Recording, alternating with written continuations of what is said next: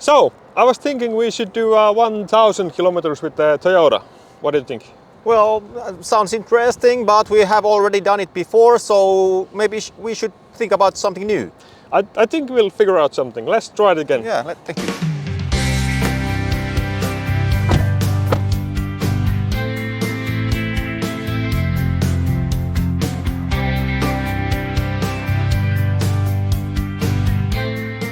So we are again on the road with the Toyota BZ, and this time it's not just a car, but we're also pulling a trailer. What we're planning to test is that the new Toyota BZ 2026, it has a limit for daily DC charging. In this model, it's 240 kilowatt hours per 24 hours.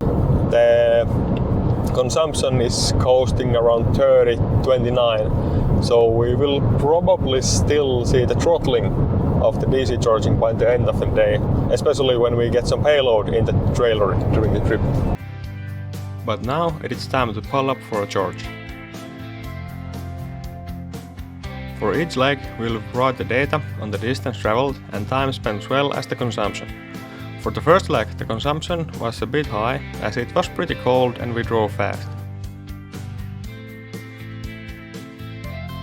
We mainly use the dependable Finnish Kempower chargers as they provide a handy access to the charging graph via QR code at the charger screen.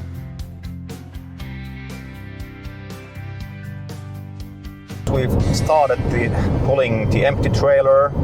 In 200 kilometers we will get 200 kilograms of weight inside, and then again after 200 kilometers more we get additional 200 kilograms since we are getting our new motorcycles. So this test also has an actual reason. Yeah, we're using an EV to pick up two internal combustion engine vehicles in a sense, but that's the reasonable thing to do. Yeah, right? I can totally say that electronic motorcycle, that's not the thing I want to have, because every man needs to have something that makes a noise in his life. Yep, between his legs, right? Yeah. Yes.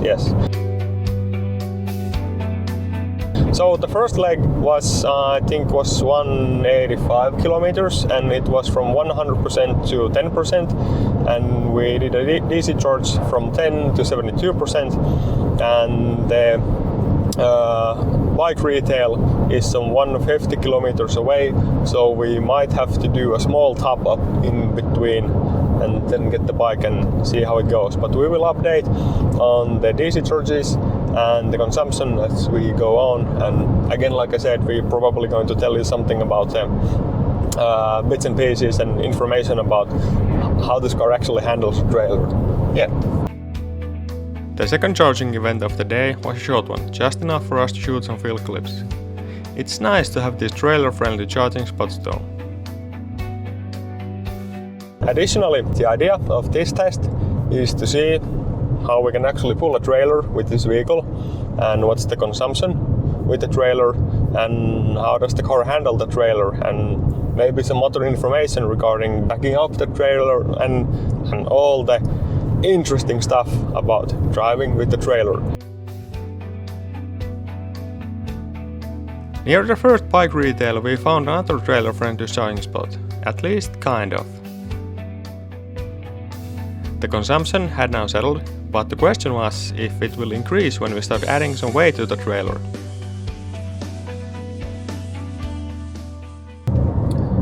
And that was the third charging event for today, and the second one was really short and crispy.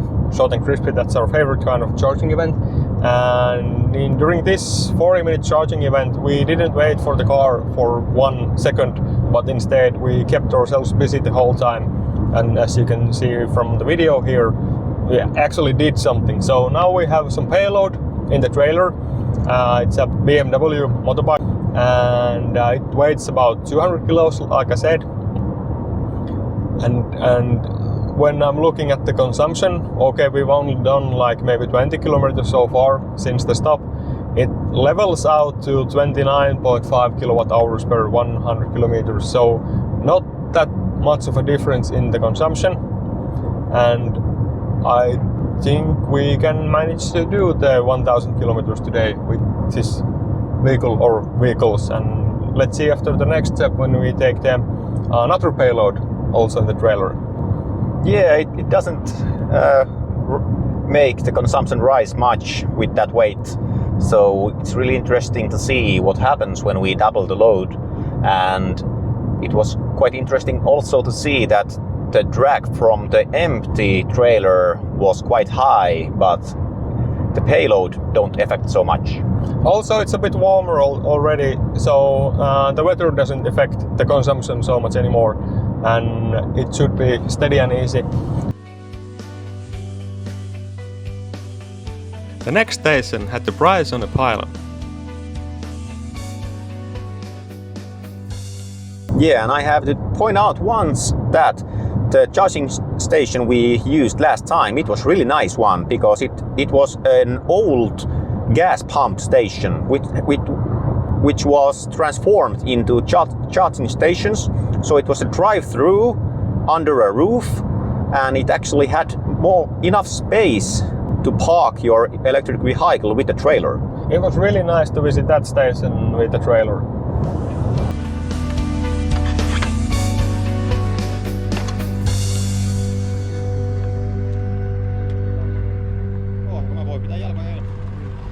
Okay, we just left from Tampere.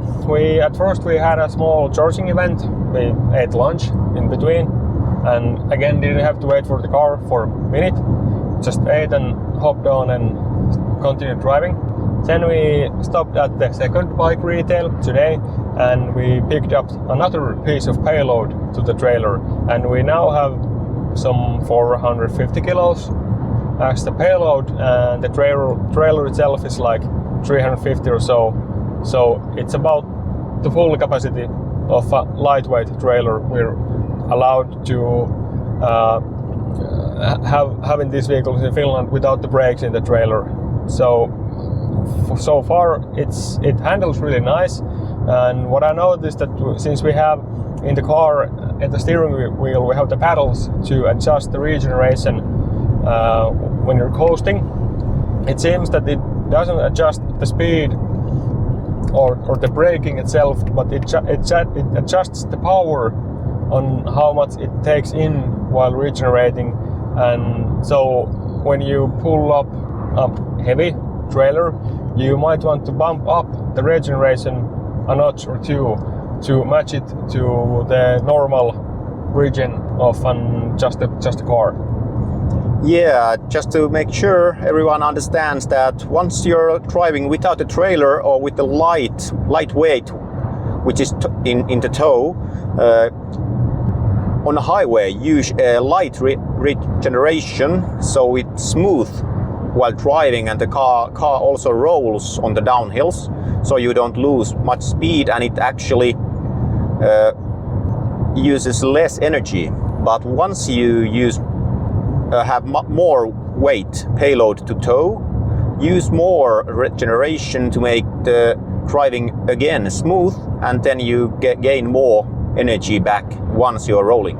We have some 400 kilometers and change left in the trip, and the next event we're going to pull over to a charging station, do a really short charge, short and crispy like always, and then check out the rigging in the back in the trailer, and then hit the road again.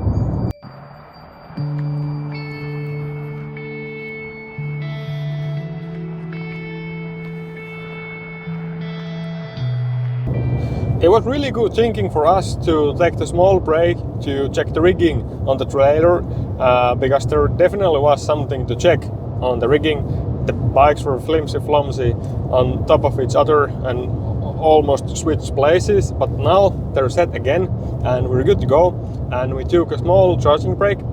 And the issue we're heading to at the moment, not quite yet there, but slowly going to, is the daily DC charging limit I mentioned earlier.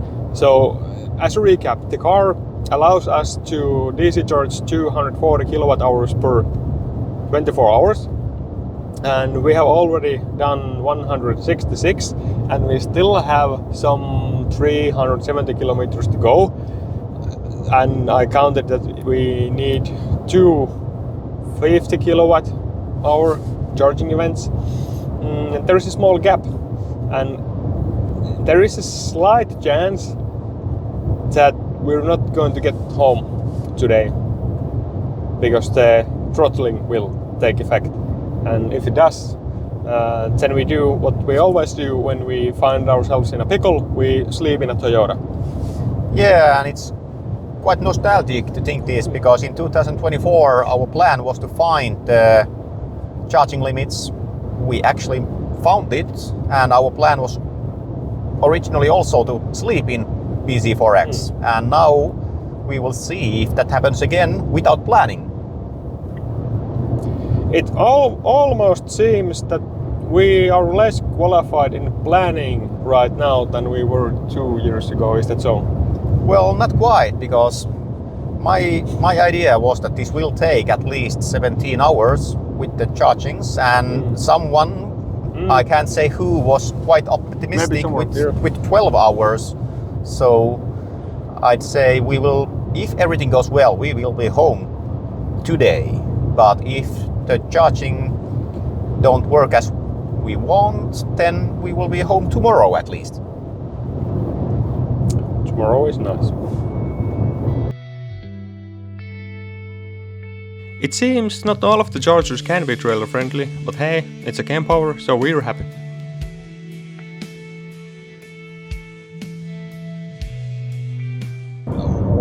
What I really liked about the charging event, as you can see from the charging curve, that we maxed out in 163 kilowatt charging power, and it's way more than we ever had in my 2022 BZ4X. I guess they updated the charging curve to some extent in these newer models, and they actually have bigger maximum charging power. Not much, but still, it's like 20 kilowatt difference. Really nice. Yeah, makes every stop more or less under 30 minutes if you don't need more than 80%. So it makes your life easier. You can take the bathroom break, drink a cup of coffee, talk a moment with strangers, and then continue the way. Yeah, and especially we didn't use the battery preconditioning for this charging event, and it's still maxed out. I guess the weather is warm enough for this vehicle to have the maximum charging power without the battery preconditioning. I think it was around plus 10 Celsius when we pulled up to the charger. It's plus 12 now. Yeah, it's as people know that in Finland the weather can change quite a lot during the day. Now it has been 17 degrees rise during the day. We started with -5 and now we are plus 12. So it's really nice that during the day your range rises. Okay, so by default in a Toyota, when you drive like normally, there's 2 things that stays on, and with the trailer they're kind of nasty. So let's take a look. Backing up the car is horrendous.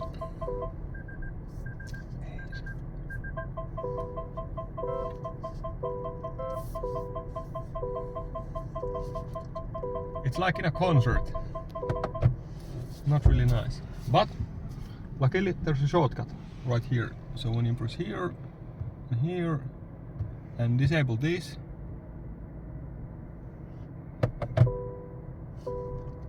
now you can back up without the concert. Really nice.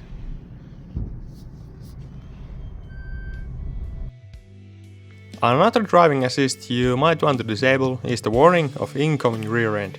Modern cars, such as the BMWs from 20 years ago, disable these warnings when you plug in the trailer, but in a Toyota you have to disable these assists manually. They stay off between the stops though, which is nice.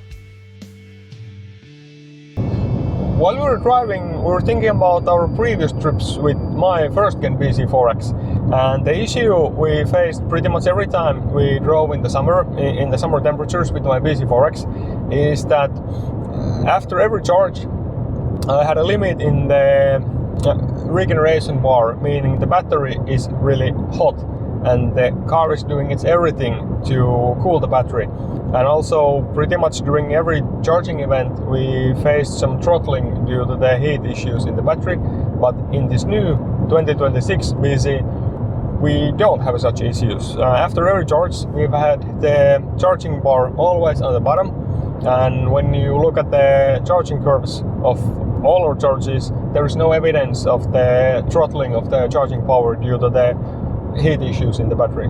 Yeah, since every battery heating systems usually use liquid cooling systems and preheating systems, so it also cools the battery better after each charging, so that way the energy consumption is more equal all the time. And while we are towing a Finnish light trailer without the brakes, and it has a maximum capacity of 825 kilos, it would be legal in Finland to do 100 kilometers per hour with this vehicle and this trailer. But it seems that it's not the optimal way to travel, because the consumption goes so up high that we would have to charge even more, and it would probably take more time if we did 100 kilometers per hour instead of the 90 on the dash, what we're doing at the moment.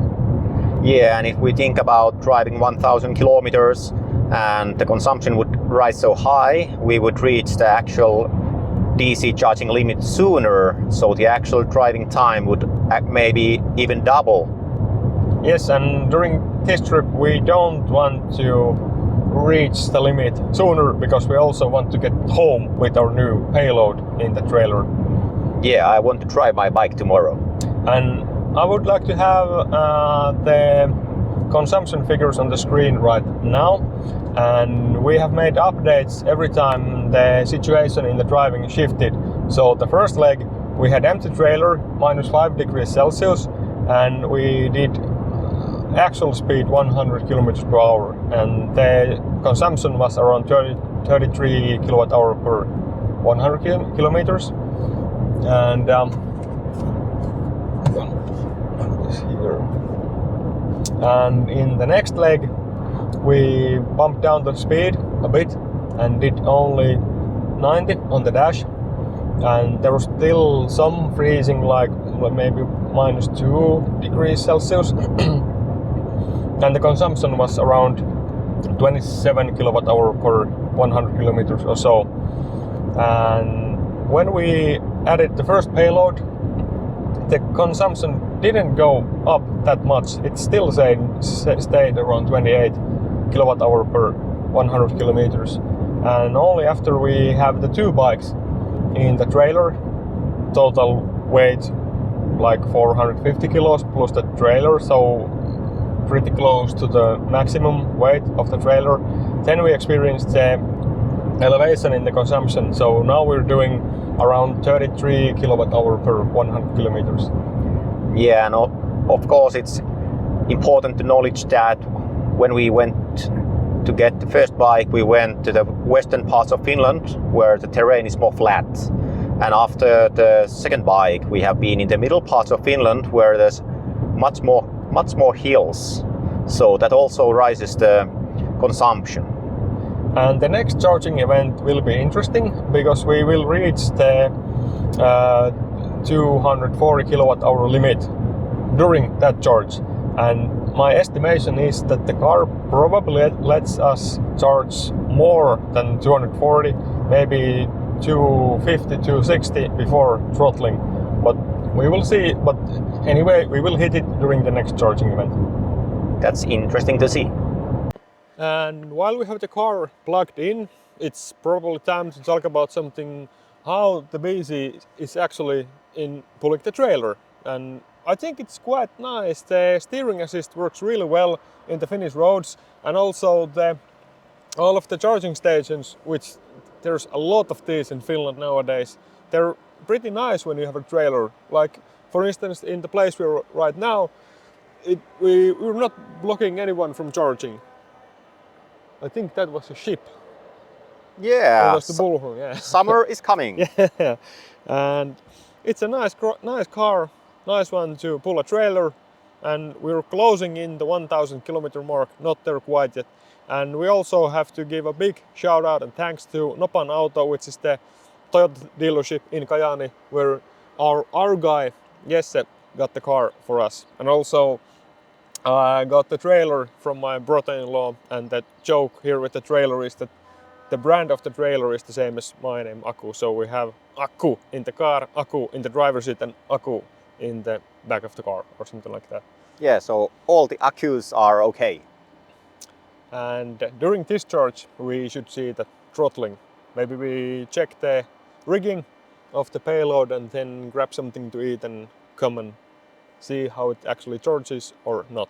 Yeah, so once you think about pulling a trailer with an electric vehicle, BC4X is excellent for that, because the only thing you notice with the payload is that maybe the consumption price is bigger, but in the uphill or downhill everything works nicely.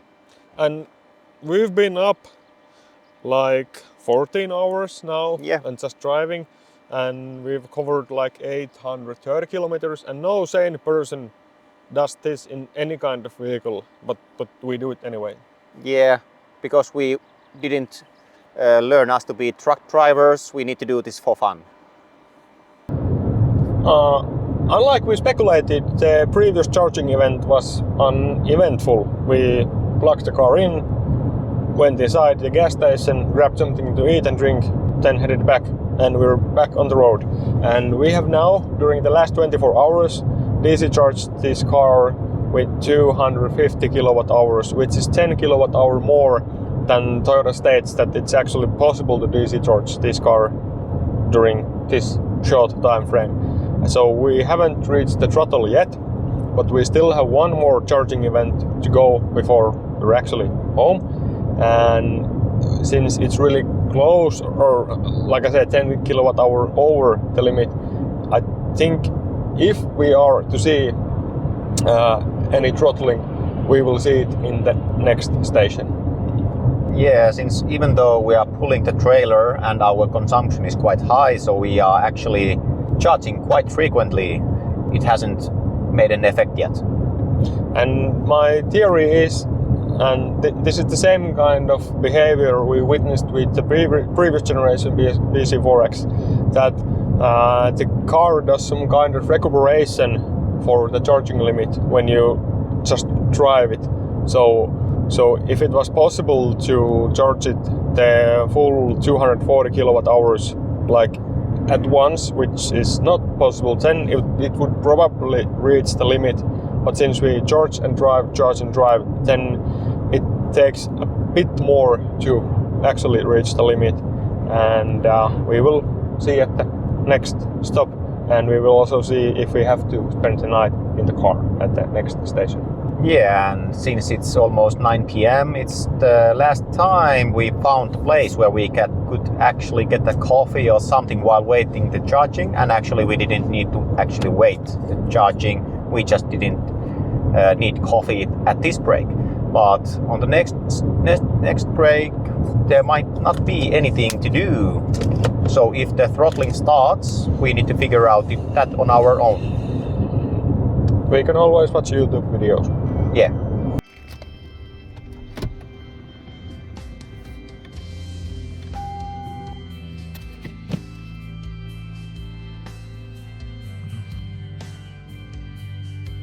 There were again no signs of throttling. The home was closed and we had northern lights at the sky. Nice. The power was somewhat smaller than usually, but then again we started on a relatively high SOC and it started getting cold again, and we didn't precondition the battery.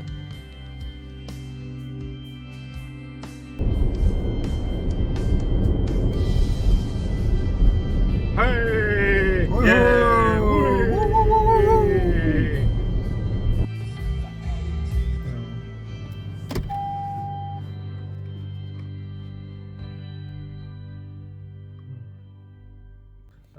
We are now at the charging station, and at the moment we have DC charged some 280 kilowatt hours already in the last 18 hours or so, and there is no signs of any throttling present. It's still charging at 148 kilowatts, which is the maximum for this charger. And I don't think we can find the limit.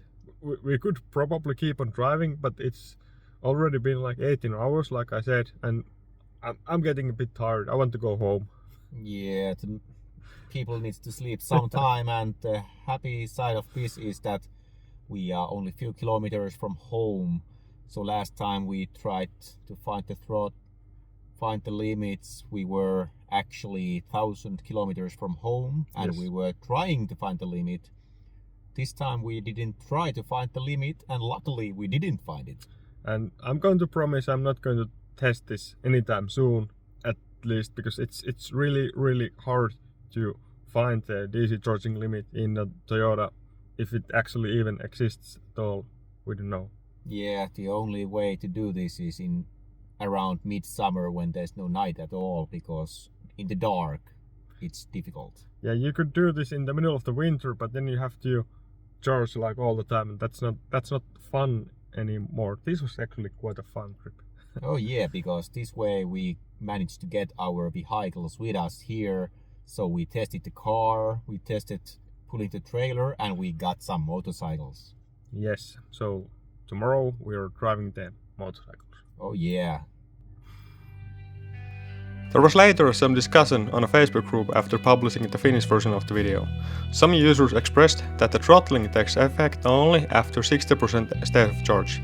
We try to avoid charging that high anyway, as the power starts dropping rapidly after 60%. Taking a look at our previous tests where we did experience the throttling with my 2022 BC4X, this might actually be the case. Oh well, now it's time to worry less about the DC charging and time to try out the new bikes.